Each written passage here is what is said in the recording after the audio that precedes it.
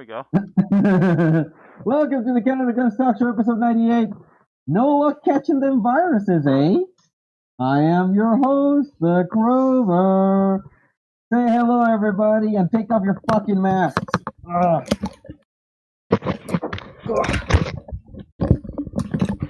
God, that was annoying.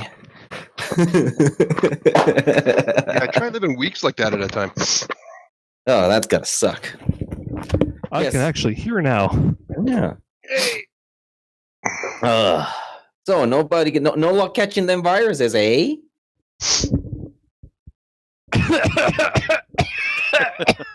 You're young. Go ahead and keep coughing. Nobody cares if you die. That gets wait, is that government money? Yeah. What government money? I'm still employed. Yeah. Adriel, say hi. Hi. Gracie, say hi.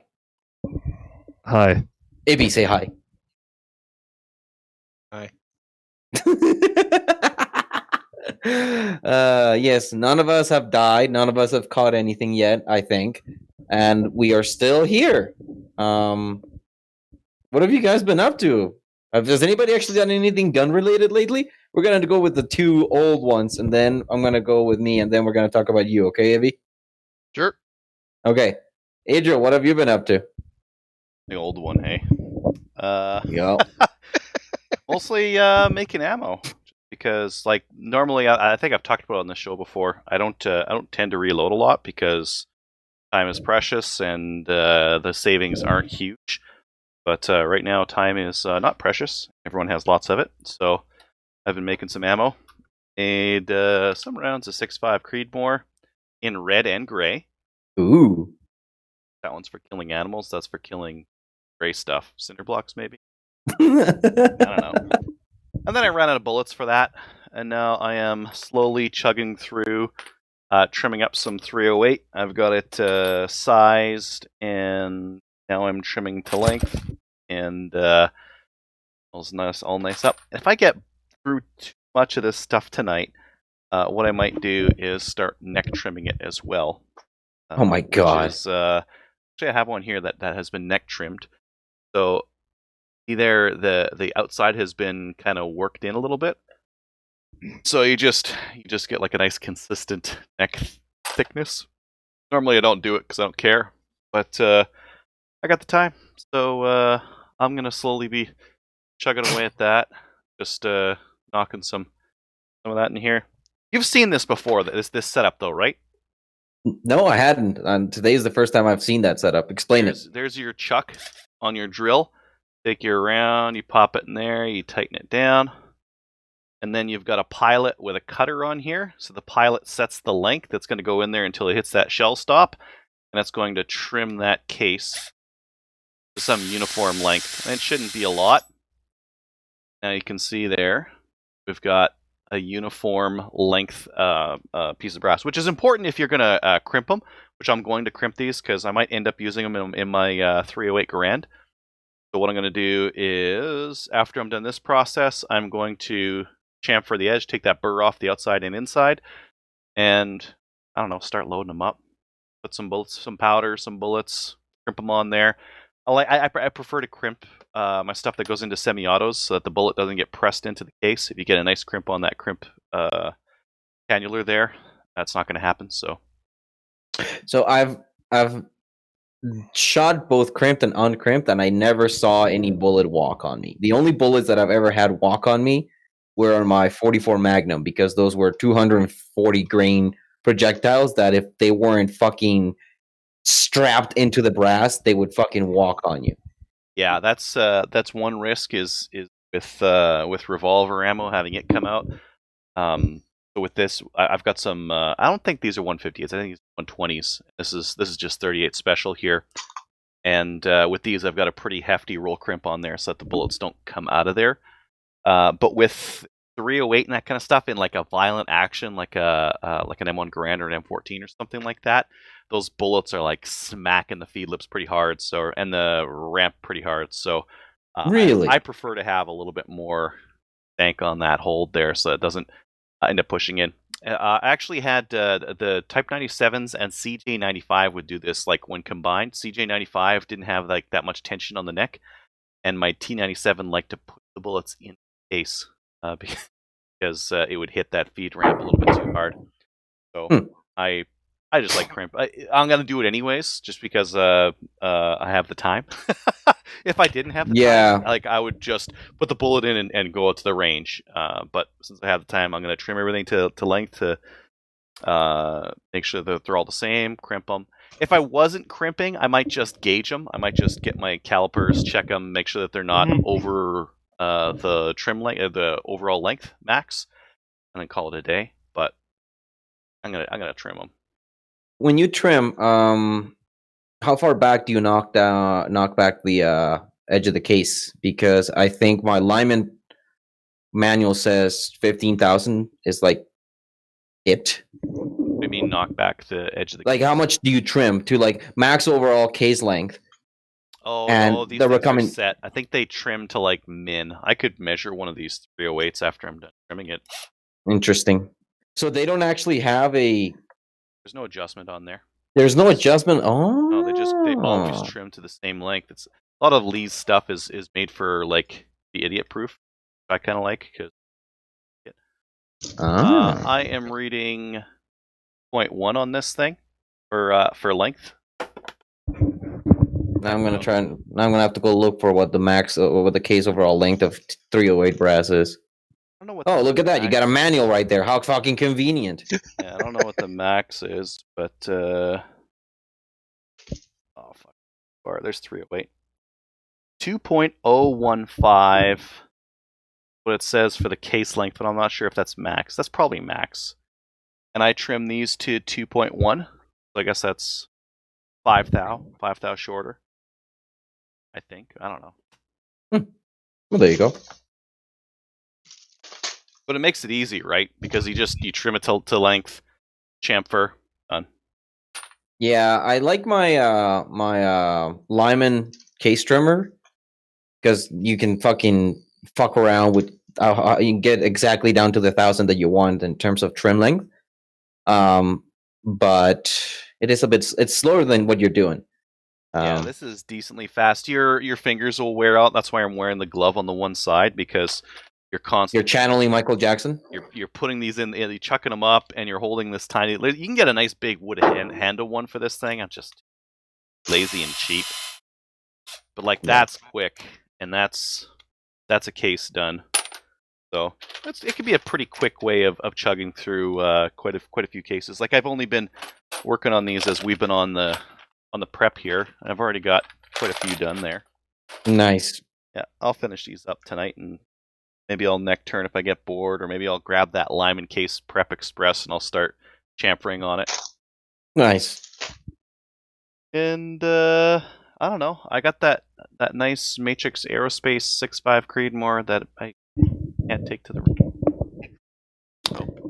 You need to drive down a couple of hours to Calgary, and we can go out in the bush. Go out in the wilderness. My Kia car. I'll get stuck.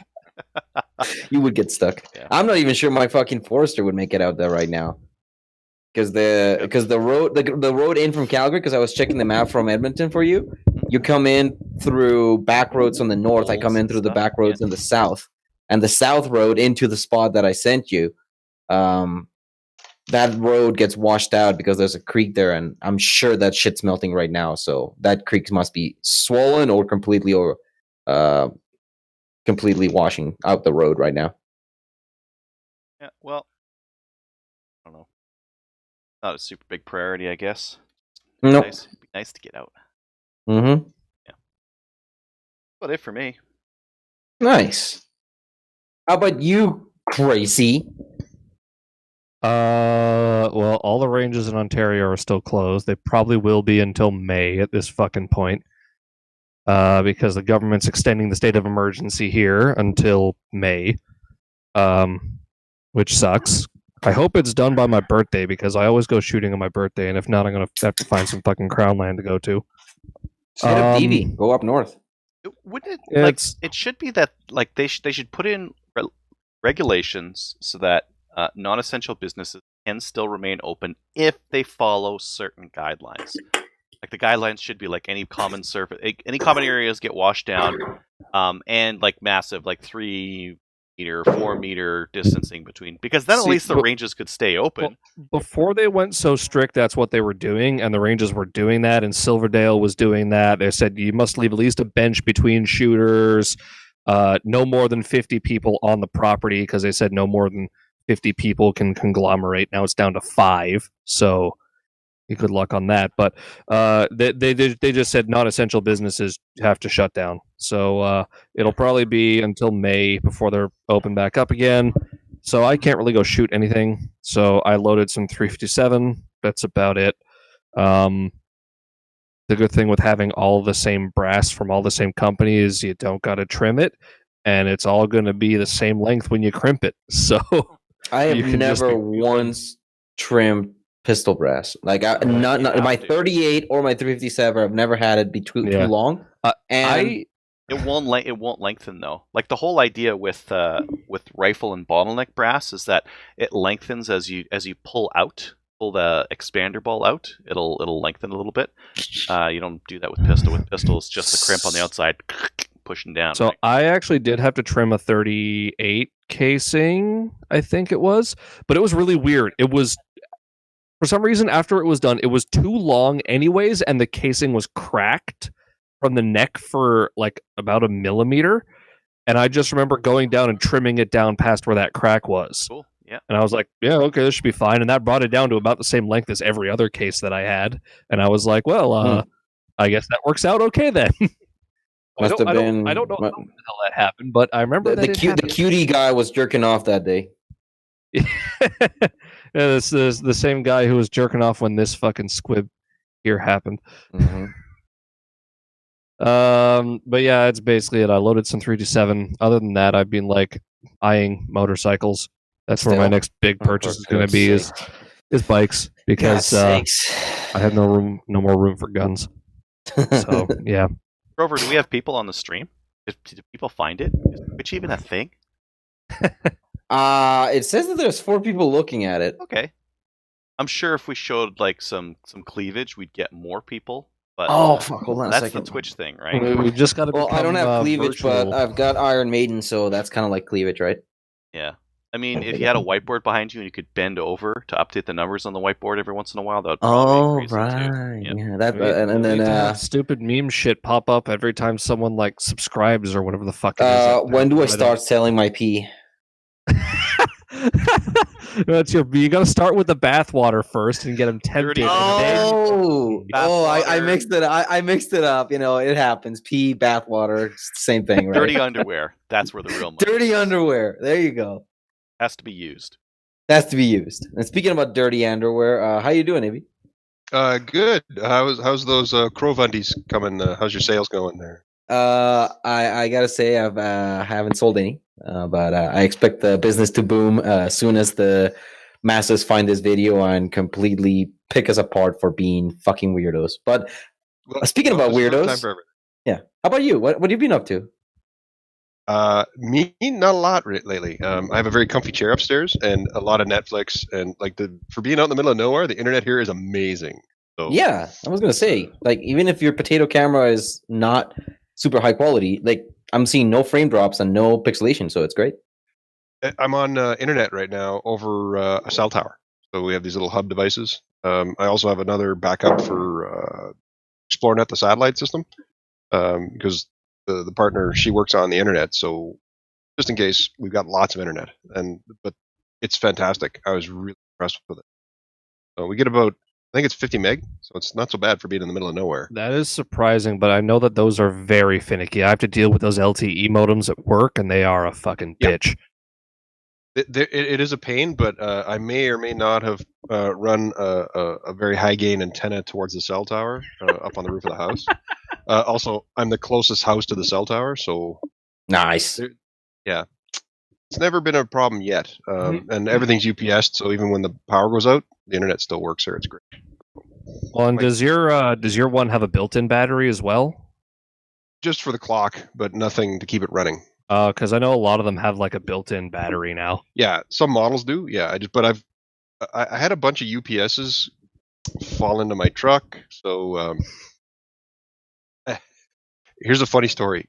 I just put a bidet seat in the bathroom because Already off to Hell a good yeah. start. Hell yeah. Oh yeah. it is the most amazing thing ever. And I put a UPS on it just because I didn't want it to die. And, Fucking you know, 'cause- shitter. Oh my god. yeah, because it is like I'm never going back to a regular toilet seat ever. So I wanted it to work when the power's out. So hey, Now, thanks for that particular story. Have you done anything with guns lately? I had to clean my C19 a couple weeks ago. Oh, In March. In March, we had to take them into the ranger meeting and verify them, and then we got to clean them. oh, that was before they canceled any kind of meetings. Yeah, that was the last one. So that was March 11th, which when the pandemic actually came down, that was our one ranger meeting for the month. Just happened to be my birthday, so I got a pandemic for my birthday. It's awesome. Awesome. But yeah, we periodically bring the guns in. We did I think we did a comms voice procedure exercise that night, and but now as of April 1st, we're all on full time status. They're going to send us out to do something eventually, but we're on standby right now. So I've been working on Army kit the last couple of days, which is why I cleaned up the gun room. So is the C19 the Tika? Yep. Yes, it is. It is very nice. Did they let you keep your Enfield like I heard they were rumored to maybe let people do or not? Absolutely, if you have a PAL, which is odd because, I mean, you're getting a Tika, which is Army issue, and the old Enfields are no longer Army issue. So if you have a PAL, you could keep it, no problem. Nice. If you so choose. I joined just after that happened, so I never got a Lee Enfield from the Rangers. I just got the Tika. It is a beautiful, beautiful gun. I've finger fucked a couple of the Civi versions of that, and that's a lot of gun. They're identical. The only thing is the Civi one's got an orangish stock, and ours is red. Yeah. So you're ready to kill the Russians or whatever they expect you to do with that? Well, it's mostly for predator control when you're out doing exercises, especially like even around my house here, just to the south of the house, there's a grizzly bear, an old cranky grizzly bear that lives in the bush, and he's I've never seen him up near the property here, but he's been out in the bush. I see sign all the time.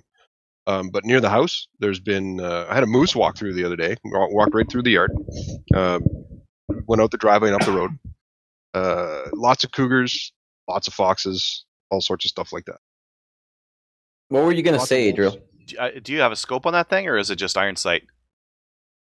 For your yearly qualification shoot, you have to use the iron sight, but you're allowed to throw whatever scope you want on it. So right now there's well, actually it's not right now, but I took it off for cleaning, but I've been throwing a Gen 3 night vision scope on it just because the cougars tend to come around at night. Oh, And it's cheating. It really is cheating. There's a bunch of cougars and like, foxes "Here, around here too, kitty, but, kitty, probably a I can different see you kind of lick your cougar and balls." different kind of fox. Yeah, no, it's a really nice gun. It shoots better than I can. So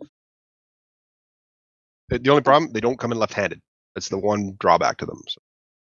And yours are made by you get to shoot like the Colt sniper Canada, guy right? in Saving Private Ryan. That's how I shoot. That's how I shoot it. I kind of don't have a choice. It's annoying as fuck, and I just missed out on going to the Canadian Forces Small Arms Concentration last summer because they took the top 3 shooters and I was number 4. Aw. But if it was left-handed, I'd have made it. So Yeah, those are made by Colt Canada. Those ones, aren't they? Yes. that is correct. Yeah, under license, and they're made to the same spec as like if you take a regular Tika, go to Cabela's or something like that, and then you take one of these, it's the same. They're can't tell the difference. So hot. So hot. I can grab it if you want. It's right here. Yeah, do it. In the meantime, I get to talk about my shit. Go do that. Now, what have I done? What have I done is I am now well, by the definition of the RCMP, I am now a woodworker, a professional woodworker. You know, because machining is basically the same thing as, you know, taking an 80% and making it into not 80%, right? So if I fit a recoil pad to a stock, that makes me a professional woodworker, right? Machining is easy, the woodworking's easy. I am a woodworker, right? You are now a gunsmith. You need Definitely a Dremel. gunsmith. The Dremel's the minimum requirement for a gunsmith. Yes. How about a belt sander clamp to a table? That's like a Dremel plus. Dremel plus plus. Yeah, so this is the hooker blaster, the 870, the Wingmaster that has that nice 870 14-inch police barrel. That I don't know why, because we bought 3 of these with a couple of my friends, and this one came blued. The other ones were parkerized, so it actually matches the freaking finish on the Wingmaster receiver.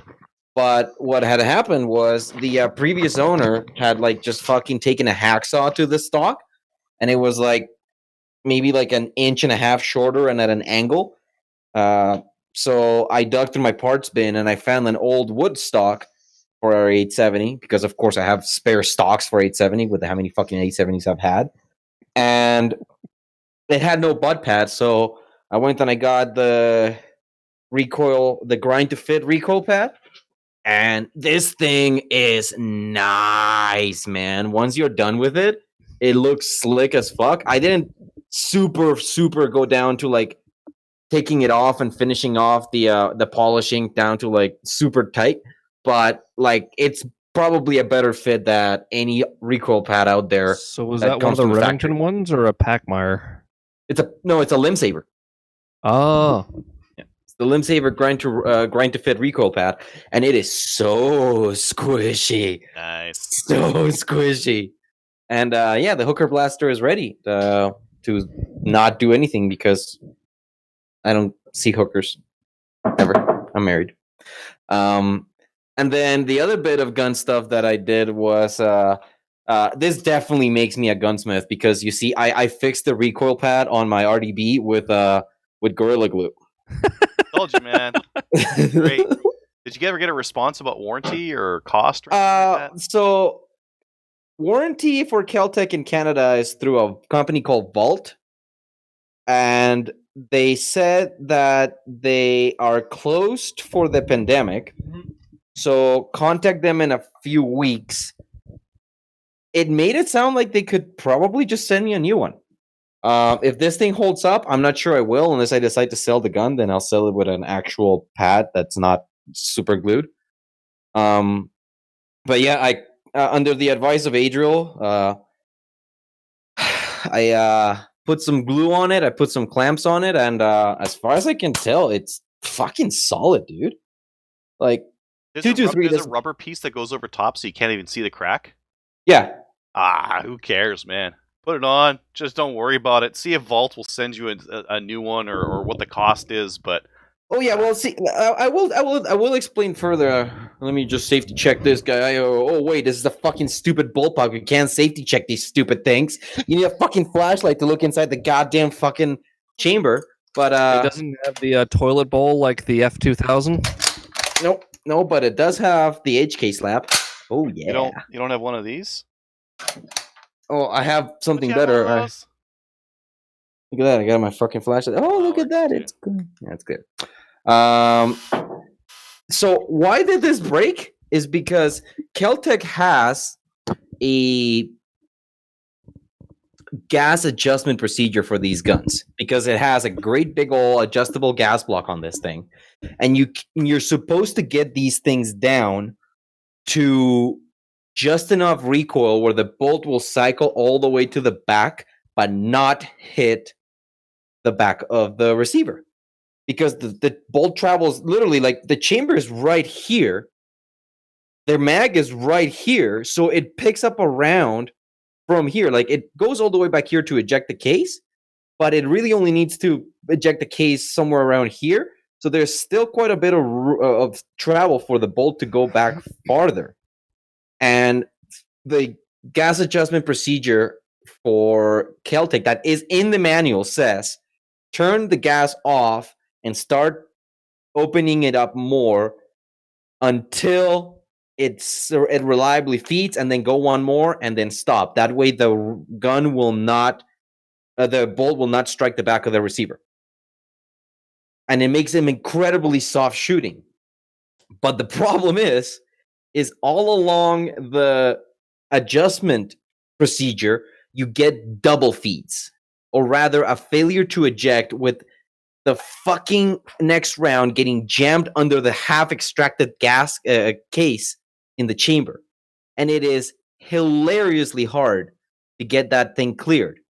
So after doing that like 2 or 3 times, I got sick of trying to fucking dig out the brass with my finger and the fucking squished round, because it pushes the round that it's trying to feed underneath the other case and the feed ramps. So it pushes the bullet in, and it's a fucking mess. Oh. So you do what you're supposed to do when you cannot work the charging handle because the thing is fucking stuck. So it would go about to here, and it would just be like, okay, it's not fucking doing anything. So you mortar it. And for those of you that don't know what mortaring is you find a fucking hard surface and you smack the butt of the gun while holding the charging handle. And wouldn't you know it, it extracted the case. But then last week, and then I finished the gas adjustment. And then last week, I was looking at the gun and I noticed that the fucking plate had the butt plate had completely broken down the middle. Like it was basically being held on by the 2 pieces of plastic at the very edge of it. And the design on this thing is hilariously bad. I will 100% say that this is a bad design because there's only 2 attachment points, which are right here. And this is completely unsupported plastic. Like the bottom half of this butt plate, there is nothing behind it. Not soldier proof. It's not soldier proof. Isn't that right, Avi? Absolutely. I can't. I won't touch one of those with your 10-foot pole. Like they're not a big fan of Caltech in the first place, but I've seen too many of their guns just disintegrate. Yeah, we don't have a lot of choice for under $2,000 223 semi-autos, though. Yeah, No. that's And the fact side, that this gun was $1,100 with 4 mags, the scope, and the mount, and the gun itself new is $1,500, meant that I had to buy it. But is it as good of a deal as that one Type 97 you bought with 600 rounds of 223? Oh, I forgot I own a Type 97. That was dumb. That was really dumb. I remember I sent you that, and you're like, "Fuck, I'm gonna buy that." How much did I pay for that? It was like fucking $500 or some shit, and it came Right. with 600 fucking rounds of 223, and And the it Type came with like 97 4 Gen 1. Larmags too. Yeah, I forgot about that. Thanks for reminding me. I've completely forgotten I owned a Type 97 at one point. But yeah, that was a good deal. This was a good deal too. So yeah, I super glued this stupid thing. For those of you that don't know this, Caltex have the most hilariously loud striker. Let's see if it picks it up. Ooh. oh yeah, that picks that up easily. Yeah, it's a loud fucking hammer on this thing. But if this thing holds up and the super glue holds up and somehow the economy doesn't completely collapse and the dollar doesn't completely hit shit and I get back to work, then I might buy the M-Lock aluminum handguard for this, because that is my number 1 complaint with this rifle. Avi, you would not mind the trigger on this. I legitimately telling you, you would not mind this gun. Honestly. It's like a 4-pound trigger and it's crisp. Ooh, that's not so bad. No, for a bullpup, it's fucking amazing. But it's got a 20-inch barrel, which is hot because it's basically the same length as an M16. It's got the nice A2 flash hider. And then I noticed that it actually doesn't have a step on the barrel for the crush washer. This thing uses a jam nut. Yeah, that's not unusual. Yeah. Isn't? I've never seen a gun that uses a jam nut. Some Or of the flash hiders. old, the old stoner rifles they started out with a jam nut and then they went to crush washers. No, I did I've not got know. a brake that uses a jam nut. The Michelin brakes use those. Oh, I did not know that. This is my first foray into. I keep thinking about maybe getting one of the TNA fake suppressors, but I don't know how I would attach it because they use a crush washer, and I don't know if I can get a jam nut in underneath the brake. But that's purely like assuming things don't continue to be total shit. The other thing that I did do is I had at one point this bad boy. And then I didn't. Where are you? Share screen. Application window. that bad boy, share. At one point, I had this beautiful 357 lever action rifle. It was a Chiappa Model 92 clone in 357. My buddy had done a nice wrap job on the handle. And I had decided that I was going to load some 158 grain plated flat nose projectiles in there. I even bought new Starline brass to go with it. And then I sold the gun. So now I get Cartridge is to that again? Cartridge? 357. So I've got tons of brass already, but I wanted to put nice brass in the gun because it was a nice gun. But I sold the gun now. I'm just going to have to put it all into the revolver again because I am never selling that 357 revolver.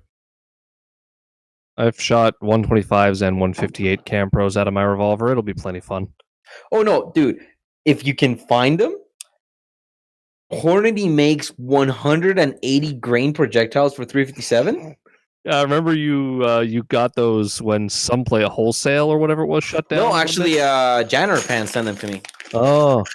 And I shit you not, I'm going to see if I can get it. They go about halfway into the case. It's perfect. amazing. Given that I'm using Tight Group, that'd probably be perfect. It's one of the only powders that leaves enough space in the case. Well, Tight Group is designed to have lots of space to function with lots of space in the case. So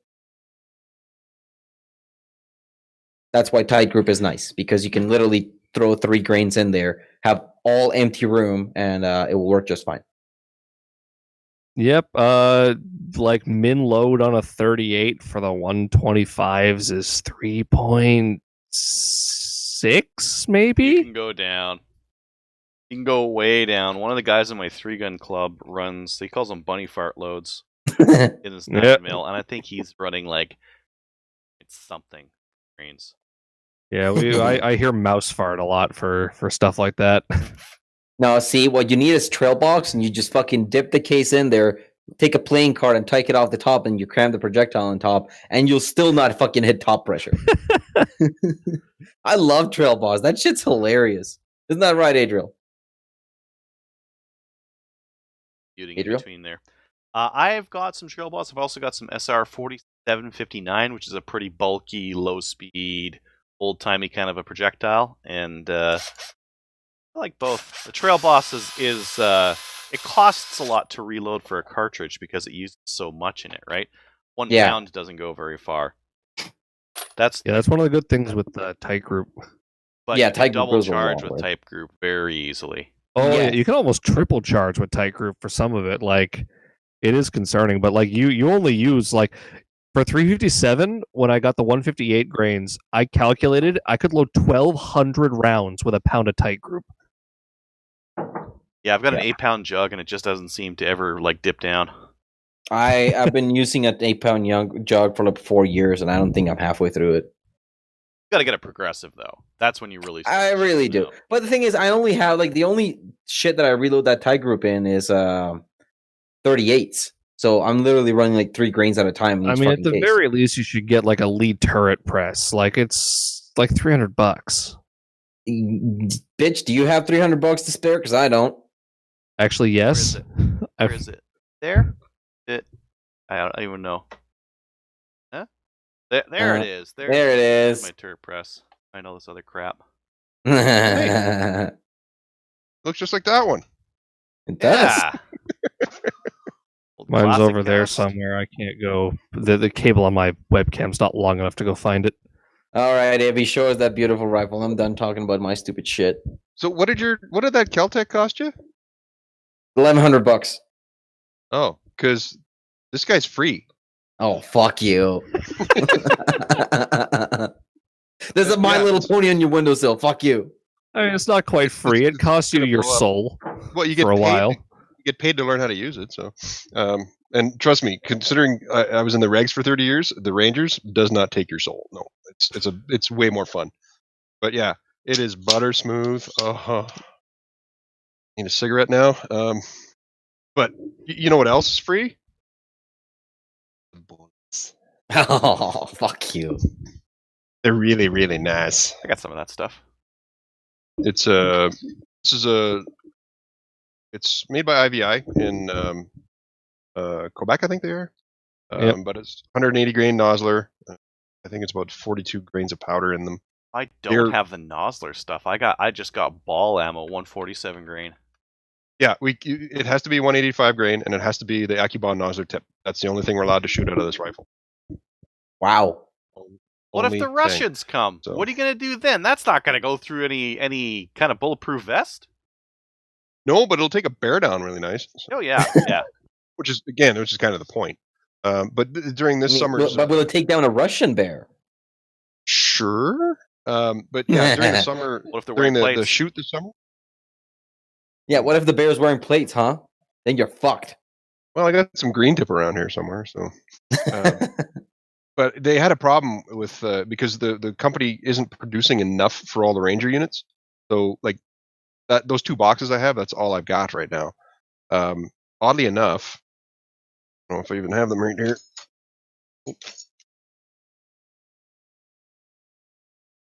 I know it's around here somewhere. Oh, look at that! A whole bunch of AccuBond bullets to reload into the old casing. We're not supposed to do that, but somehow somebody got a hold of the specs for reloading that bullet. So, well, it happens. But yeah, it's a nice gun. It's a Well, nice. it can't like be I that say, hard, right? Just measure the bullet, see what kind of feet per second you're getting out of it. But the only thing we didn't know is what type of powder they put in the cartridge. So Just match the speed, close enough. yeah, that's all we did, and we got in. We got with I think around within 5 or 6 feet. So that's pretty darn close. And like I said, the data was already out there, so not hard to reload. They during the shoot they had in summertime, they do a small arms concentration in Ottawa every year. They had a real problem trying to find ammo for the 308 because they had ordered a bunch of 303 because that's what everybody had used up until then. So they had to send a driver back to the ammo depot to go grab a whole bunch of 308, and he brought like 3 different types back, and they wound up shooting that for the. I'm surprised they didn't just grab them like a belt of a fucking 240 and just pull the links off. They used the same ammo, like the standard ball. They wound up using that because that's what they had the most of. Yeah, I bet. They gave them a bit of time to do some practice and zeroing shoots with it, and then they did the whole competition with just that stuff. With ball ammunition. Fantastic. Well, it's normally what you use anyway, but the old Lee Enfield stuff was either ball or soft point. It all depends. I've got Is a bunch. that service conditions? Yeah, it's a service rifle shoot. It's the big one at Canada. That's the one to get on. That's the one that Ryan always wins. Ryan sounds like a jerk. He's nice. Ryan Stacy If you ever met him, he's the nicest guy. Yeah. works at IBI Barrels. Does I he? don't know if he went this year. He did at some point. Yeah. Small world. So how is the pandemic treating you in the bush of BC, Ibby? It's it hasn't changed my life at all. Not really. I mean, I only go into town once or twice a month to get a few things. I mean, with the amount of land I have here, I could go quadding all day long and not see another soul. So it's nothing. Nothing has changed on this in Ibby's world. But I watch the news and read Facebook, and it sounds pretty horrific outside of that. Also, it's too bad you never visited that time you had the chance, Corver, because now you don't know. I know, but granted, I did enjoy the extra bit of driving I did that day. Driving down from Dawson Creek all the way to Victoria in one day is not something I can say and not smile at. I did Vic to Edmonton in one day, and that was enough for me. So yeah, it was a drive. Like I mentioned last winter, I found out that the backstop on the other side of the creek behind the house, it's about 300 meters. So that's where that's where I shoot. Because there's nothing there other than a big hill to shoot into. And there's the neighbor way down the road hasn't said anything. Like he shoots his 8mm all the time, so it's not. It's great living out here. I have to admit, it is pretty amazing. And I did it at the right time. God, go figure. So. Yeah, no, you did it. You did it all right, man. You did it all right. Yeah. So, yeah. So for the last year and a half, I've just been sitting on my ass in the house anyway. So this is nothing new. Yeah, suppose. And now I have a reloading bench. Yeah, no, I've been putting together the 30-06 rounds for the Tika because I don't know if I told you, but I got a 30-06 Tika T3X Lite. Yeah, I think you mentioned it. Yeah, and that gun shoots well with the fucking federal blue box soft points that I put through it. So now that I'm going to make a load for it, that's just going to be with Campro 147 grain projectiles. It should shoot pretty nice too. Oh heck yeah, 147. Yeah, some good energy out of that. Yeah, I'm going to be making a faux M2 ball ammo. Yeah, not so bad. Like the old 700 that you sold me. It shoots these AccuBonds amazing. It loves them. Oh, good. Oh, speaking about guns, why don't you pull out that sweet little pea shooter you got there from the 1800s? Oh, yeah, I did pull it out. Yeah. Adriel, check this out. I like this guy. It's vintage. Yeah. It turns 157 this year, and it still fires just fine. It's so I bought it at the Sydney Gun Show on Vancouver Island a few years ago now, and dude didn't even want to see a PAL. Like he says, no, you don't need a PAL, whatever. And I'm like, okay, so bought it off him. Took it to work, X-rayed it, make sure nothing major was wrong with it. It X-rayed out just fine. The only thing is I don't use the stock chamber. I bought a replica chamber that I use because trying to get the it's hard to see, but where the nipples are, they're pretty corroded on the stock one. So putting the little caps on is a real pain in the ass.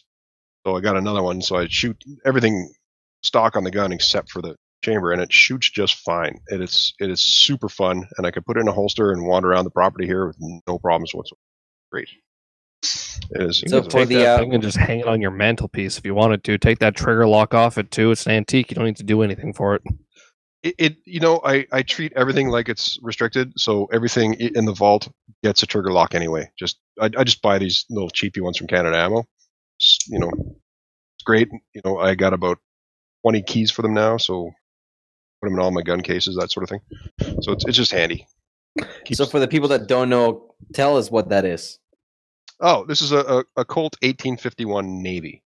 If you've ever heard of it, and it's hard to see because this one's a little worn. But there's on the cylinder, there's a depiction of a naval battle, and that's just what Colt put on it when they produced them. So that's how it got the nickname Navy. It wasn't specifically produced for the Navy or anything like that. It's just because of the picture here. But this is the same gun that Clint Eastwood used in most of his films. The only difference is he had the Richard Mason conversion to shoot cartridges. So this was still here, but it had another cutaway here for loading and a little pin to push the old brass out. I can't remember I think they were chambered for 44 Special or 44 Russian movie, I think. I can't remember offhand. But same. Would mean a rebarreling, wouldn't it? Because those things are 36 caliber, aren't they? Nope. This is 36 stock, but you can get them at 44 as well. The Dragoon guns are all 44. So yeah, and like I bought a Dragoon gun down in the States. Oddly enough, it was just a replica kit. No problems bringing it back across the border because I ditched the receiver, but I had all the parts, and it fits right onto this thing. So I can change this over to 44 if I want, which I may do down the road.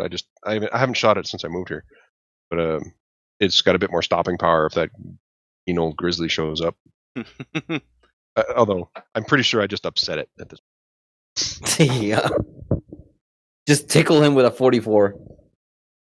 Yeah, normally when I'm on that side of the property, I bought one of those little Kodiak shotguns, the really, really short ones, in marine finish, and I just wander around the property with that because I know it'll take down anything around here.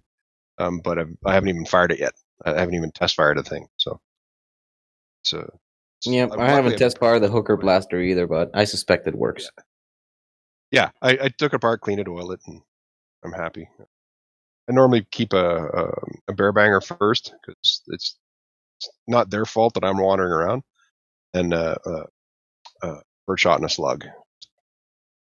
Why birdshot? What do you call it? Because if I find a coyote or a wolf or something like that, I'll just shoot them in the ass. I don't want to kill them. You know, I don't really hunt them or anything like that, and they don't. I don't think any of the neighbors have livestock around here, like anybody close to me. So I'm not super worried about farming control. But at the same time, I don't want to coming close and saying hi. So don't mind doing a bird shot to the ass. And then the slug, just in case everything goes sideways. So. Interesting methodology. I like nature, and I don't like wrecking it. So They'd be fine with the bird shot. You think so? I have no idea. I have no experience shooting anything with birdshot. I bet you 25 to 50 yards, anywhere in there, with like your number 8 or 7.5, and I bet you any wolf is fine.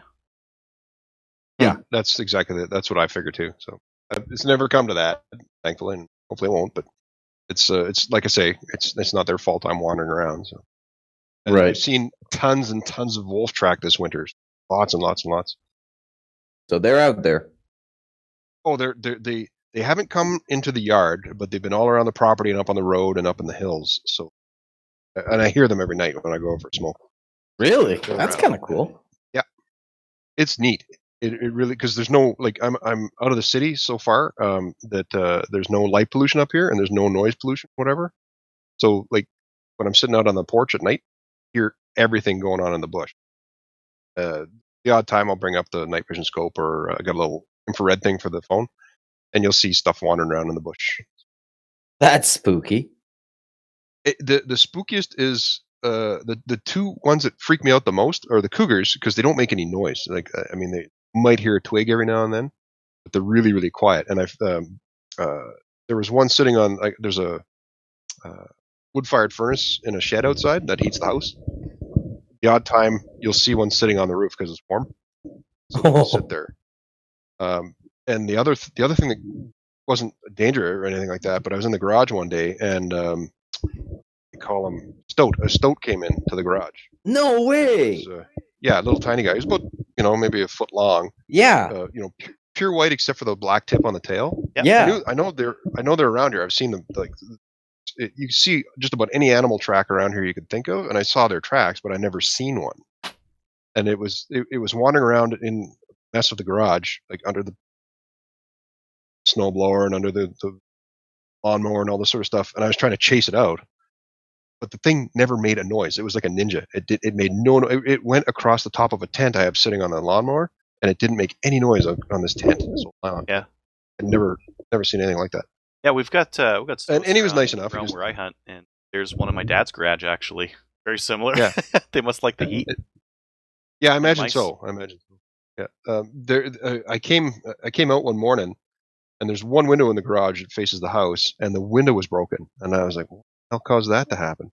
And it's just off where the cameras view in the yard, so it was just outside the camera's range. So I go into the garage, and there's broken glass all through the garage, like all over the floor. What? And a couple drops of blood. And I finally figured out what happened. One of the stoats chased a grouse. The grouse flew into the window, because the birds hit the windows here all the time because they think it's more sky when they see their reflection. So this grouse smashes through the garage window, farts around in the garage because there's feathers all over the place. And I guess the stoat must have got it, because I searched that entire garage and moved things and cleaned up all the glass. Couldn't find anything in the garage. So something got it. Yeah. And, that's the end of that. So I wound up just putting a piece of I got a 8-foot sheet of Margard plexiglass, because I used to use it in my old Jeep windows because I kept breaking the windows out. So I just cut up a piece of that, put it in the garage window. So now I have a almost bulletproof window in the garage. Grouse proof. Grouse proof. Grouse proof. It is definitely grouse proof. Yeah, there's I prefer it just in case a hammer goes flying out of my hand. It's not going to break. So I'm glad I dragged that all the way. You are a practical man, Ivy. A very practical man. Well, I figured it's the typical guy thing where you go, I might need that one day. Oh, this bench is full of that. Yeah, you definitely need an 8-foot piece of margard just in case a grouse flies through. And the grouse are all over here. Like there's one that comes into the yard just after during dusk. I got a bird feeder out there, and this grouse, without fail, comes and eats the bird seed just as dusk is happening. And I don't mind at all because that makes them nice and fat. So because you're gonna have grouse for dinner one of these days. It is a bird feeder, and it is a bird. Yeah, and I've got there's all sorts of birds that come out and all that sort of stuff, and the foxes come by to see if there's any food left. Then because we can see them right out the back door, the glass door. So he'll look at the bird seed, see there's none left, and then he'll just look at us inside, and then he just fucks off. It's like, you assholes, you're not feeding me. Yeah, that's the thing, and there's 5 different ones that I've seen on the cameras, so that I can actually tell apart. So that's a fair amount of foxes for one area. The moose the other day, moose was last Tuesday, so a week ago. It wandered through the yard around 1:30 in the afternoon. It came down the hill. There's halfway between the driveway and the road. There's a hill that goes up into Crown Land right beside my place. So it comes wandering down this little hill. Kind of looks around and then just buggers off down the driveway. Okay, that's I like, again, I've seen their tracks and through the snow here, but I've never seen one. There it was. A fair size. Boy or girl, do you think? It was probably a cow. So there's a lot of them around here. I've seen over the winter and last winter too. Lots of cow-calf pairs. Lots of them. Which is odd because all the folks here keep telling me that there's not many moose around, and all I ever do is keep seeing like go down to the store. Maybe not in their place, but you've got them all. Apparently, like just between the stores about 10 minutes away, and I usually see them on that little road down. Stop the truck because I've seen what a moose can do to a truck, so I'm not going to argue that one. Nope. It's nice to know they're around, and deer, lots and lots of deer, like both mule and whitetail here, and I've actually seen way more whitetail than mule, which again kind of odd, but they're around. When it's summertime out, they come into the backyard and they eat where the grass grows over the septic field. They love it for some reason. It's that healthy poo grass. Yeah, I just leave them alone, let them eat. So that's don't good. bother me at all. Well, if the stores start running out of food, pretty well stocked here. It just shows up. Yeah. Speaking about shooting Bambi, there's a guy on Reddit that asked, I'm looking to buy a bipod for my MVP. What sets the good from the bad? Are they model specific, or will any bipod fit whatever rifle I throw on it? So the first answer is you need to replace that rifle before you think about putting a bipod on it, because Mossberg rifles suck ass. If you are still insisting on using that terrible, terrible rifle, at least don't buy a Remington 780. Which one is it, Adriel? 770. 770? You're muted. Thank you. Yeah, you're right. A Mossberg is not as bad as a 770 by any stretch of the imagination. I would just put like a cheap Harris knockoff. I would put like a Champion or a other like Chinese-made knockoff on there and call it a day, because they'll do the same thing as a Harris for just like a casual hunter, and be able to, I don't know. If you're gonna go prone, get like a 6 to 9 inch one. If you're gonna go sitting, which I really like because of how convenient, get one of the long boys. I love the sitting ones because you like from a seated position with one of those nice seated bipods. It's so comfortable. I whack so many gophers every year like that. So now, as to the I kind of agree, Champion or Allen or something like that. You're not going to put a fucking Harris on a Mossberg. I'd stick And with the Harris. regarding universality, if it's got a sling stud, you're pretty much good to go, right? Pretty much, yeah. If you decide to go in the tactical Timmy route, you're gonna need a Picatinny adapter to put on like the Magpul one, I think, because those ones don't come with sling stud adapters. They just attach to Picatinny because they're meant to go on your AR, not on your FUD rifle. But if you insist on the FUD rifle, then you need a Picatinny adapter attached to the stud, which I happen to have because that's what came with the Mossberg. Get one of the stud based ones. Yeah, just get a stud based one. Otherwise, sell the rifle and get a better one. I don't know. Oh, I mean, if But, he like- wants to use it, like fill your boots, just get one of the stud based Harris knockoffs. I mean, I can't even think of another style that I've got. I've got some other Picatinny style one that are knockoffs that I might recommend, but on a Picatinny trail. So for something with a stud, like the Harris knockoffs are fine. Mm-hmm. Yep, I use a Harris knockoff. I bought it originally for airsoft and wound up putting it on a real gun. It works great, and it came with a Picatinny adapter, and it works on a stud. And it's got one more thing that it fits into the holes of the handguard of an AR. Got a plate that fits in, so you don't have to run it off the swivel. But I do a lot of prone, so I got the 9-inch. It works great, and it was half the price of Harris. Okay, but how much will it take me to put a bipod on my SKS by removing the bayonet?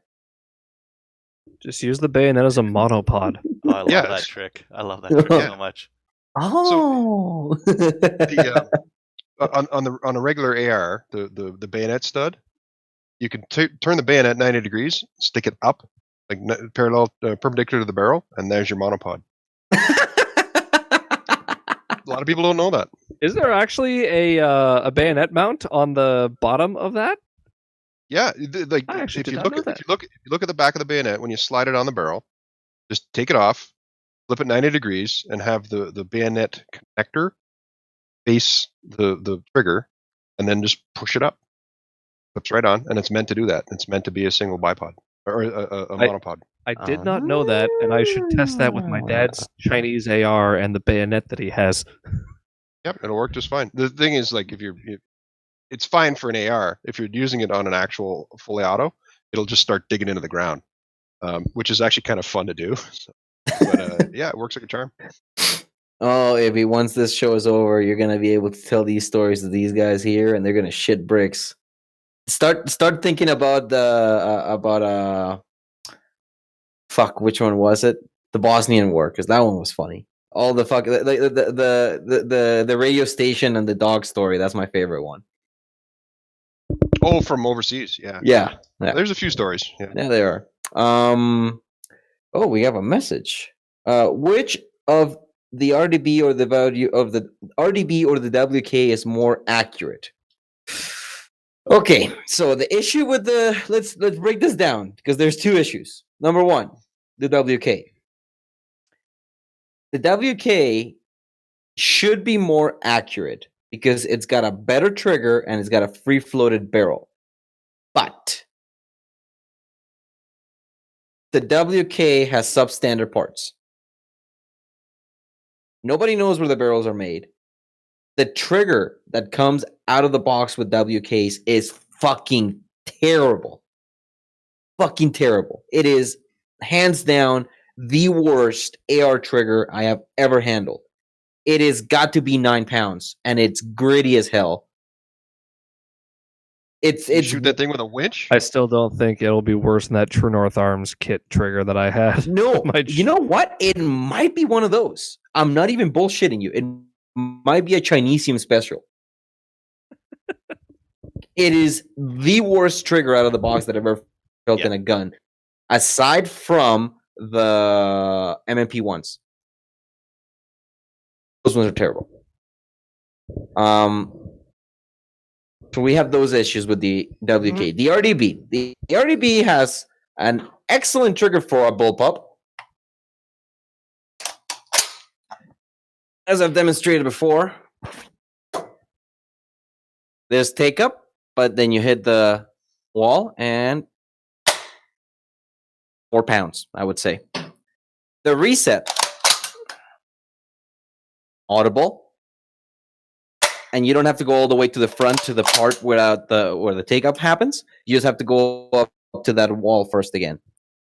But it's not a free-folded handguard. It's not a free-folded barrel. It does, however, have a 20-inch barrel over an 18.5-inch barrel in the WK. What does that translate to? I shot this from the bench with bulk ammo, and I got 2 to 3 MOA. I shot the WK out of a bench with an improved trigger. Yeah. And I got 2 to 3 MOA. Oh, I've been getting one with mine, but like that's with good ammo. And the other thing to think about is like the practical accuracy of the two. A conventional firearm is easier to fire accurately because you can put a bipod or a rest further out front, whereas a bullpup, that rest is up closer. So like the functional accuracy is harder to get out of a bullpup than a conventional firearm. The other thing is, isn't the WK compatible with AR barrels? So you can swap out the barrel for an aftermarket one that's a higher quality. You need a that's a big asterisk. Yeah, it's really dumb because you need basically rifle length barrel, but with a carbine gas system. Yeah, and those are few and far between. I know True North Arms got IBI to True North Arms got IBI to make match barrels for the WK, but in my opinion, at this point in its lifespan, the WK might be a dying platform. Depending on what happens with Wolverine and North Silva's pushes in. I don't think they can compete. If BCL does a coyote well, which I would say is unlikely. But if it does, that will be the platform to beat. Because at $1,500 for a very AR compatible platform, it is a better deal. Don't worry, they won't. Yeah. Well, okay, let's say for $1,500 you get the receiver and maybe you get a BCG and a burner barrel out of it. It's still a good deal because you're spending $1,000 on an ATRS or an SLR. With nothing on it, not even a buffer tube kit or any of that kind of stuff. Whereas this comes with all that stuff, so it would have to have some pretty bad issues for it not to be a good deal. That might get. This is BCL. Yeah. There's one big problem. BCL is involved. Yeah. Any other company, I would give them the benefit of the doubt putting together an AR, right? Because I put together ARs in my fucking basement. I just put together a modern sporter yesterday. Well, you're not manufacturing the parts for it, though. I mean, and it was 2-spec because I had no. But that's the thing. Even if they were getting all the parts in, I still don't trust BCL to put them together right. Yeah, I just don't. Like they don't have the track record to be capable of that. What does that translate to? In terms of BCL RDB, these things are $1,500 new. The WK is $1,000 new, but you need to upgrade the trigger in the WK. You need to. The stock trigger is useless. They should sell it without and give you a $10 discount because that's probably how much that thing is worth. Yeah, that'd be a better idea. Now, I don't know if anyone's played with any of Wolverine. WK or not their new 180 or the North Silva one. The North Silva one will probably be the same. Not sure about the Wolverine supply ones. Those might be different. Oh, isn't he also going to be releasing that one in 7.62? Look, they've been talking about this for ages. Valkyrie too, I think. They've been talking about this for so long. I have yet to. Like, they had prototypes at SHOT Show like 2 years ago for the 7.62 39 for the WK by Wolverine and Kodiak. I don't know what happened to that. Like, then maybe those issues that caused the split just derailed that entire plan. But if there's one of the companies out of these two that I would give them the benefit is Wolverine, but I still don't trust them to make anything but the 223 version, simply because the 7.62 by 39. I don't know what mythos is around it. I don't understand why people are insistent on that 7.62 by 39. The magazines are not as reliable. The Stanax 7.62 by 39 magazines are not reliable. They are planning on my making an understanding on the AK subject. variant for international export, but they are going to sell it domestically. The only problem with that is 5-round mags, but people Yeah, do at that with point, you with might the as well just get a fucking- VZ58. Well, people also it depends on the cost and accessorizability because the WK is much more accessorizable than the VZ58 is. And on top of that, I mean, people are already put up with that with the fucking M203 or not M203 M305. That's the word I'm looking for. The M305 in AK mags. So people are already willing to put up with those 5-round mags there. So it just goes and depends on that. I guess. But I mean, like with To go back to 7.62, the like, bulk ammo was. I mean, it was one thing when like bulk ammo was way cheaper than 223, but it's really not anymore. Especially in a new gun, you wouldn't want to shoot corrosive anyways. And so, like, you look at it, 7.62 by 39 is not cheaper than 223 anymore. So that was kind of the big thing with that, and now that advantage is gone. The only other advantage you have there is it is better for deer hunting. unless you're in Ballistics are 7.62 by Manitoba like 39. Garrett and just fucking blast your deer with 223. True. I don't remember Yep. his deer complaining about it. No, his deer dropped dead. What was complaining was his ears because he had a fucking break on his WK and he fucking blew out his ears. in a fucking He was in a fucking hunting blind and he blew out his fucking ears shooting that thing in there. I love you, Garrett, but that was really dumb. There you go. RDB versus WK. I mean, if you got the money and you don't mind taking a gamble on Keltec, you could go with the Keltec because at least it has a better. Does it have a better warranty? No, because Keltec's the best company in Canada here. All right. When guys have problems with those WKs, they'd send them in, and later they'd have like whatever broke fixed, but things did break. That's true. But that's the thing. I don't know what the reliability of the RDB is in the long term, or how many guns are catastrophically failing. But the WK has guns that are catastrophically failing on a much higher number. I mean, the RDB is made by Keltec and it's made of plastic. Those are both. Yeah, this thing has already proven its joke. It broke on me. Literally, the plastic broke on me already. But is that better than a WK? Still, like, is this plastic rifle breaking still better than a WK that catastrophically fails? Get a Type 97 Gen 2. Those ones also those ones also kabloomy, and nobody understands why they go kabloomy. Yes, but they kabloomy at a much lower rate than the WKs are having catastrophic failures. That's actually true. Oh, Adriel, you did that poll. What are you talking about? Empirical evidence of this now. Yeah. Yeah, the WKs have very high failure rate. Actually, I would consider all the guns to have unacceptably high failure rates. I did not think that we were going to get the numbers that we got out of that thing. I thought it was going to be like 5%. I thought 5% failure rate would be a high rate for a gun. No gun had just 5% failure rate. All of them had higher. The Stag too? Yep. All of them. Really? The Stag, really? Yep. Some people got That's bad stags. I mean, like the other thing to consider is maybe some people don't know what the hell they're talking about, and they say that there's a problem with the gun, and really it's because they fed it weird ammo, or they don't know how to operate it, or they did something bad with it. You know, I think that you have to take into consideration that human factor. The other thing could be like a negativity bias. People are more likely to go and complain about something than they are to praise it. So you're more likely to get someone responding, "Oh yeah, my stag was a pile of shit," whereas you could have like 10 other guys who are like, "No, my stag's fantastic."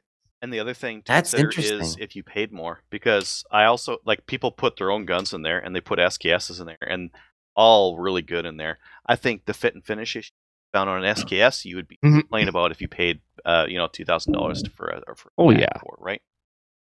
Well, that's a good point. So if you had a platform that attracted people with more money, but it was actually a deal for what you got, then you'd get more people complaining about finish issues. The SLR had a lot of complaints about finish issues on it. Is that a big deal? I don't think so. I mean, well, the issue well, depends what fit and finish is it. Like, if it's fit and finish, it's like, oh yeah, the anodizing is shit. Well, that doesn't really affect anything. Or I can't assemble the gun because Huckabee doesn't know what fucking spec to make the fucking roll pin holes to, and I cannot put the fucking mag release in there. You could fix that. Just get a drill. I mean, the thing with the anodizing, drill that bitch out, is that affects a long term, like the longevity of the gun, because that affects corrosion resistance of the aluminum. Sure.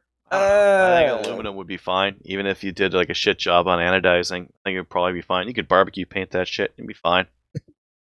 But then also you're paying $1,000 for a receiver set, so you are right that people are expecting more for their money. Like, you paid $200 for an SKS. I will tell you this, however, having handled the SLR that I owned, the SLR that I assembled for my friend, and the modern Sporter that I assembled for the same guy. Oh my god, there is no reason anybody should be buying SLRs. None. Aside from the fact that you cannot get your hands easily.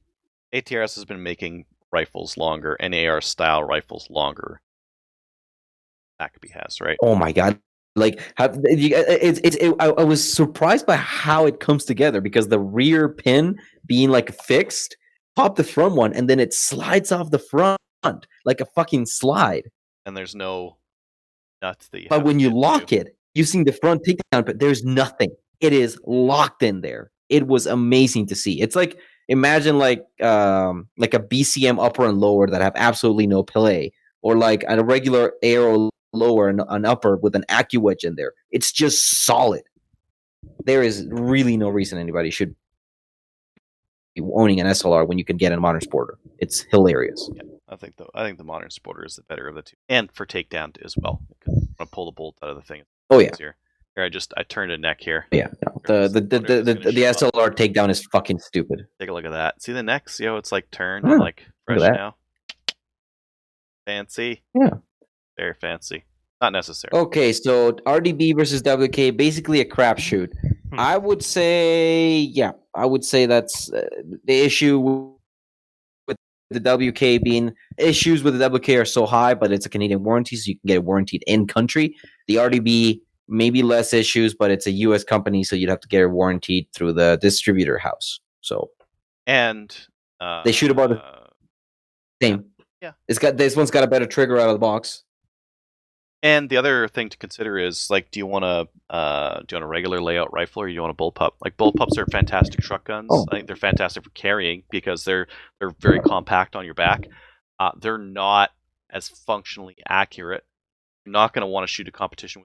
You're not going to want to actually shoot competitively with either of these rifles. I think if you're going to competitively shoot with a WK, it's not going to hit the round count you want with it. And with an RDB, they're not good for shooting free gun and that kind of thing competitively either.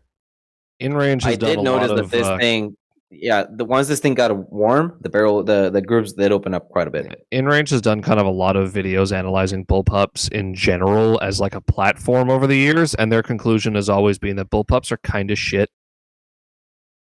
If you gotta put a gun in a truck for someone, like or a tank or something like that, bullpups, because like, yeah, who cares? Like, if they're going to their gun, they're screwed anyways. You just need something that's compact and you get that size requirement. And I think if you were arming like a big army that was mobile, bullpups might be a better thing. They're not as good of a gun, but they're more compact. I mean, more and more armies are just going to like a carbine, like a 14.5-inch carbine, 10.5-inch carbine AR style, because they still get that same kind of mobility. They get what they need out to 300 yards, and they're not really trying to engage much past that. So this RDB is shorter than my 14.5-inch AR. Just saying. Yeah. Yes, but the manual AR would go real short before it's competitive with a bullpup for overall length and compactness. Especially even if you then, have a rack or something.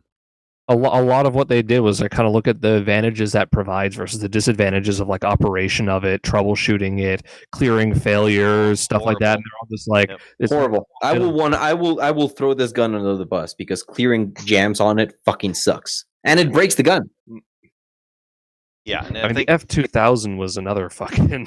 Well, you mean like you mean you don't want a little window into the chamber to see how fucked up you are? Oh, there it is. I'm really fucked up. yeah, I mean, I've like just ROing 3-gun and the couple of service rifle matches I've been to. Bolt Wait, pumps. somebody brought an F2000? No F2000s, Oh. but like Tavors, T97s, that kind of thing. They're all at a disadvantage at all of those things. And yes, you could overcome that with training. You could train yourself to be like the ultimate weapon with a bullpup.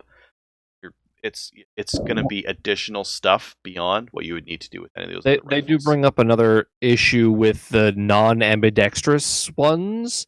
This where one's fully if you, ambidextrous, though. it is ambidextrous, but that has a huge host of problems in and of itself. The non-ambidextrous ones generally tend to be more reliable, easier to clear jams and stuff like that. But then if you need to transition to the other shoulder because of the combat environment you're in, Get and ready they always to talk eat about it- brass, boy. Exactly. But they always talked about like in a combat environment, if you need to take cover and you can only shoot off the left side of it, then you need to transition to your left shoulder, and now you're getting brass in the face. And that's a problem with Tavor because it's swappable but not on the fly. Nope. It's a problem with the Type 97. It's a problem with the FAMAS. I think it's a problem with the SA80 as well. So No, the SA80 is 100% right hand only. The SA80 has no. The SA80 is as British as they come. It is. What do you mean you shoot left? The British shoot on the right only. And we shoot the same side we drive on, you fucking prat. What did you say, Avi? The SA-80 is junk. Like, ask a British soldier if he likes it. He'll laugh in your face before he has a nervous breakdown. Very British having those nervous breakdowns. They Yeah. had to ask the Germans to fix it for them because they forgot how to design guns. And they still didn't really fix it. It's still a giant pile of shit. Well, the Germans just, did what they did and then returned them as quick as they could because they didn't want them in their country. Seriously. I think They that's were a good surprised note they to won. end this on. They- I think they that's were an surprised excellent they note to won. end this on. We will be back in 2 weeks, probably, assuming we are not all dead. I'll be fine. You'll be fine. Yeah, you're way up in the middle of buttfuck nowhere. You'll be I'm fine an as they essential are. worker, so I'm still having to go to places. I might escape to the back country and join my parents. But Trudeau says you shouldn't do that while he goes and visits his family in a cottage in a different province. Did he? Yes, he Yeah. did. Oh my And god! when they interviewed him about it, he said, "Just stay home for the long weekend." And then they asked what his plans were. Oh, I'm going to go visit my family in Quebec. Not even I- 4 hours after telling people explicitly, do not go to your cottage. He He's going to packs the up his cottage. shit, grabs his whole fucking bodyguard entourage, and fucks off to his cottage in Quebec.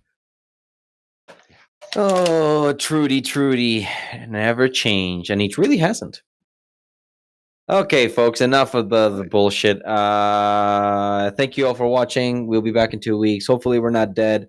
Maintain 2 meters of distance between you and anybody else. Wash your hands. If you report yourself, if you feel sick at all, don't go outside. Isolate for 14 days. Is that it? Keep 2 meters apart. I did While that. speaking moistly. While speaking moistly. Kill it, Adriel.